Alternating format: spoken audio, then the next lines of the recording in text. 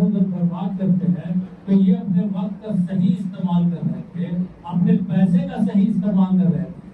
ہم اپنا پیسہ اپنے شوق میں خرچ کرتے ہیں، ادھر ادھر خرچ کرتے ہیں۔ یہ کتابیں پبلش کروانے میں ایک بڑا احسان ہے آج کے مہذب سوسائٹی کے لیے، اور آنے والے دنوں میں یاد رکھا جائے گا۔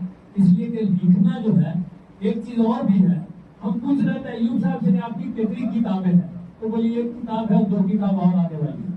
کتاب بنے لکھنے کے لیے جو میرے 2 بھائی، ایک شاہد احمد شعیب صاحب بہت جانتے تھے، بہت جانکار تھے، بہت پڑھتے تھے، لیکن لکھنے کے نام سے بھاگتے تھے۔ اور ایک ڈسپلین جو چاہیے، ایک لگاؤ اور لگن جو چاہیے وہ نہیں تھا، تو وہ جو ہے بنے لکھتے نہیں تھے۔